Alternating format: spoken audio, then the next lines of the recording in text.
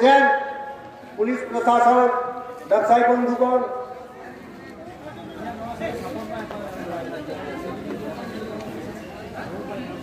আর একটা কথা যেটা হলো, আমি যেটা বলতে চাই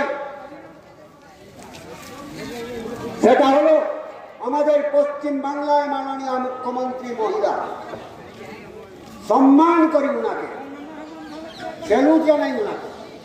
তো আজকে পশ্চিম বাংলায় এত মহিলা নির্যাতিত হচ্ছেন, তার জন্য কেন কথা বলছেন না উনি? কেন কথা বলছেন না? তার সাথে সাথে আমি বলবো, বিরোধী দল নেতা শুভেন্দু অধিকারী এই সব নিয়ে কেন বিধানসভায় কথা বলছেন না? কেন কথা বলছেন না? শুধু কি তাহলে আদিবাসীদের মিষ্টি কোথায় ভুলিয়ে দিচ্ছেন, না কি করতে চাই?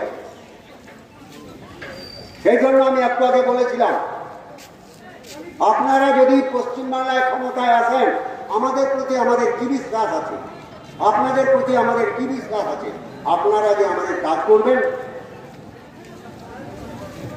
অতএব আমি ওনাকে এই মঞ্চ থেকে অনুরোধ করব, আপনি বিরোধী দলনেতা হিসাবে বিধানসভায় আদিবাসীদের হয়ে কথা বলুন। এই গুটি কয়েক কথা বলেন। সবাইকে আমি আমার তরফ থেকে, জেলার তরফ থেকে আর একবার ফুল জোহার, নমস্কার, ভালোবাসা জানিয়ে আজকে আন্দোলনটা এখানে সমাপ্তি ঘোষণা করছি। তবে এখানে একটা কথা বলবো, এখানকার ব্যবসায়ী বন্ধুগণ, শিক্ষিত বন্ধুগণ, পথচারী বন্ধুগণ, পুলিশ প্রশাসন এবং সিভিল প্রশাসন, এতক্ষণ পর্যন্ত আপনারা যেভাবে আমাদের সাহায্য সহযোগিতা করেছেন, তার জন্য আমি ভারত জাকাত মাঝি পারগানা মহলে এক জেলা পারগানা হয়ে আপনাদের কাছে ক্ষমা প্রার্থী। নমস্কার। কি ভরসা?